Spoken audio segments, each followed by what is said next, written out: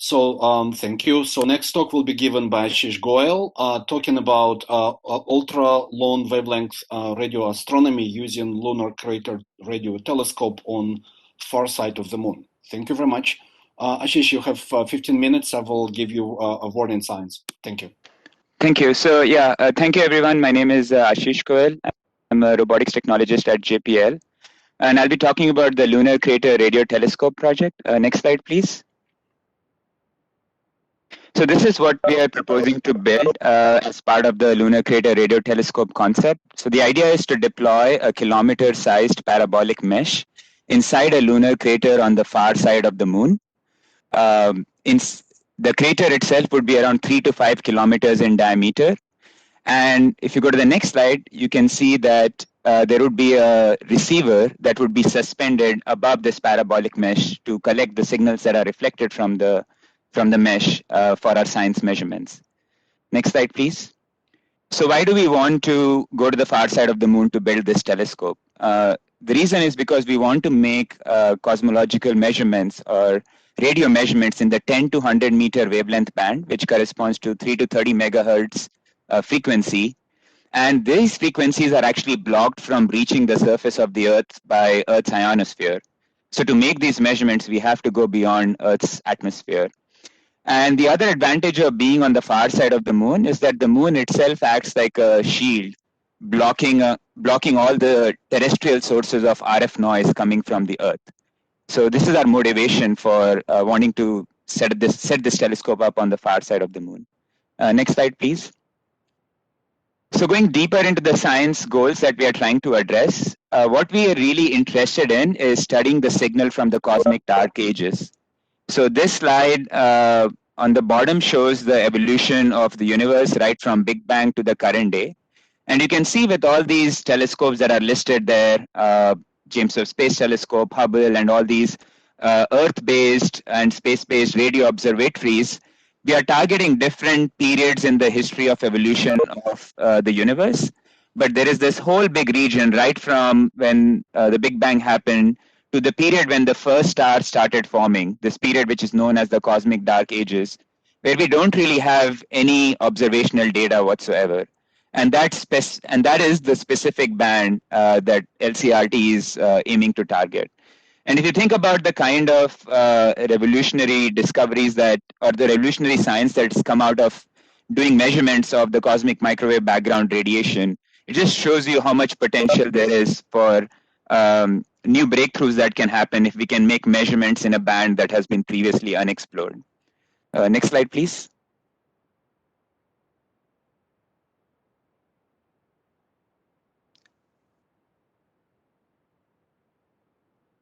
So this slide shows a little bit more detail into the exact signal that we are hoping to capture. So in the figure on the right, what this figure shows is the expected signal as a function of frequency or as a function of redshift. So as you can imagine, the farther back you look into the history of the universe, you're looking at higher redshifts, and so longer wavelengths and shorter frequencies.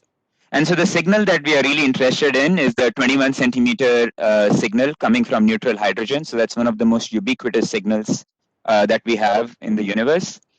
And the black dotted line shows our best estimate based on astronomy-free cosmological models of the universe. And using some of these recent measurements that have been done on Earth by this instrument called EDGES, which was measuring basically at the limit of what can be measured from the surface of the Earth, corresponding to the period when the first stars were being formed in the universe, you can see that the measurement already deviated a lot from what would be predicted from purely cosmological models. So a bunch of other models have been proposed, shown in these various colors, to explain this EDGES measurement, and they really vary quite widely in this LCRT band that we are interested in. So we are really hoping that this telescope will help us really figure out which model really explains what happened between Big Bang and the first stars being formed in the universe. And the other important thing to note here is that by getting a spectrum at different redshifts, we are really kind of tracking the evolution of the universe. It's not like a point measurement that we are making. And by looking at the spatial distribution of the signal in the sky, we can get some idea about the size scales of the large scale structures that were being formed, that were present during the formation of the first stars. We can answer questions about dark matter physics and inflationary cosmology. So there's a lot of like amazing science benefits that this telescope could enable. Next slide, please. So one of the big challenges with this measurement is the fact that our galaxy itself emits a lot of signal in this wavelength band due to synchrotron radiation. So, but we can use in fact, if you look at this plot on the top right, you'll notice that the signal from the galactic foreground can actually be several orders of magnitude stronger than the signal that we are actually trying to measure. But we can use the spatial structure of the signal, the spectral shape of the signal, and the polarization of the signal to actually pull out our signal of interest from this galactic foreground. And there's a lot of recent research that's been going on in this area to show how we'll be able to pull out the signal from the galactic foreground. If you click next, what this meant for us is that it really dictated where we want to place the telescope on the far side of the moon.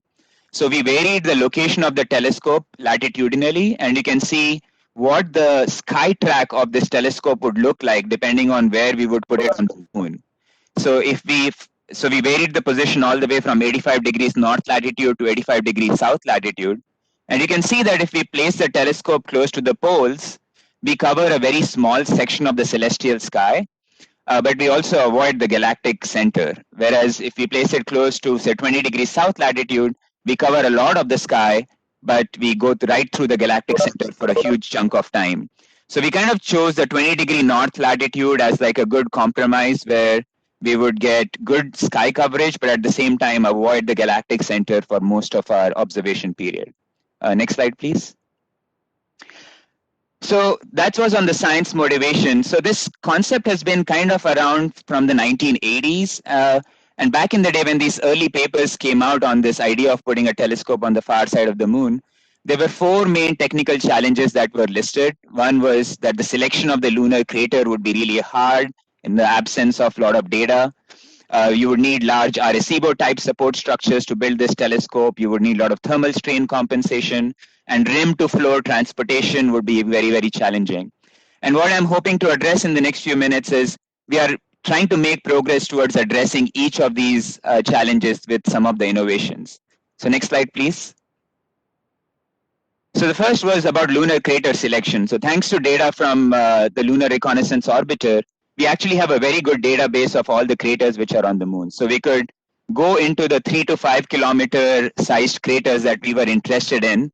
And if you go to the next slide, we applied all these criteria that we want the minimum depth of the crater to be 600 meters so that we can suspend our receiver inside the crater. We wanted the location to be around 20 degrees north latitude, no boulders or outcrops, a complete crater rim for the rover to go around. And we were able to bring it down to around 50 craters that we manually surveyed. And we could also get DEM profiles for a bunch of these craters so we could look at which one was ideal for us. And if you go to the next slide, you'll see the crater that we have selected, and it meets all the criteria that we were interested in. So this is kind of what we are proceeding with right now. Next slide. So the second challenge was regarding having to build large-scale structures, and we are trying to get around this problem by just deploying the telescope in the form of a mesh. So if you remember from some early physics, the very popular problem is if you suspend a wire by holding it across its 2 ends in a gravitational field, it assumes a catenary shape. But if you can actually vary the linear mass density of the wire, you can actually achieve any shape that you want. So for instance, in this bottom right image, you can see that if you vary the linear mass density as 1 over cosine squared theta, you can achieve a circular shape for the suspended wire. We can translate. Sorry? 5 minutes. Okay, thank you. So if you translate this idea into the 2D domain, we have these radial wires and circumferential wires. And by changing the thickness of these wires and the number of these radial wires that we have, we can actually achieve a parabolic shape as well. So the equations get a little bit more complicated, but at least analytically this can be done. So next slide, please. So it still is quite a challenging task to build such a parabolic mesh. If you think about it, the mesh itself is a kilometer in size, but each wire is on the order of a few millimeters thick. So even for visualization or any kind of simulations that you're running, we are having to deal with 6 orders of magnitude in our simulation exercises. Next slide, please. So we've started doing a lot of this work, trying to deal with this interdisciplinary constraints that we have to deal with in designing this mesh. We have structural and thermal constraints that we have to meet to maintain our parabolic shape. We have to deploy from a stored configuration. It has to have good RF performance to act like a good reflector. And we, at the same time, we have to try to keep the mass low to make it a more feasible concept. So next slide, please. So I'll quickly run through some of the work that we've been doing to address these technical challenges in the design of the mesh. So we are carrying out some finite element modeling simulations of this parabolic shape of the reflector mesh that we have, and looking at what shape it assumes under gravity, under different thermal and structural loading conditions. Next slide, please. We've been doing deployment simulation. So actually, since we are on PDF, this video is not going to play, unfortunately, but this showed a video of how we are using origami inspired approaches for deploying these kind of structures from stored configurations. It's okay, you can move to the next slide, please. We are carrying out RF simulations, and our big factor that we are trying to understand here is how does the reflectivity of our telescope vary with the mesh spacing. As you can imagine, the finer the mesh, the more reflective it is, but then heavier it becomes. So we are trying to find the sweet spot of what mesh resolution we should be aiming for. And next slide, please. And lastly, on the thermal front, if this is a plot showing how the temperature on the surface varies as a function of local time. And what you see is that the temperature variation is a lot more during the lunar day as opposed to lunar nighttime. So our plan right now is to actually only survive the lunar day by reeling in the excess sag in the wires, but and mostly operate the telescope at lunar nighttime, and there is a lot more temperature stability. Next slide, please. And lastly, it was about the rim to floor transportation. So this is our concept of operations right now. So we have 2 landers, one landing at the bottom of the crater and one landing on the rim. The lander which is on the rim has what we call a duaxial rover. This is a rover where it splits into 2 parts. One part anchors itself on the rim, and the other part crawls down the crater walls, goes and interacts with the lander which is at the bottom of the crater, and pulls out what we call lift wires and the mesh back up along the crater walls to the rim. And once it's at the rim, we can use our spooling mechanisms to actually lift the lift wires to lift the reflector above the crater floor, and also deploy the parabolic mesh. And if you go to the next, okay, if you go to the next slide, please.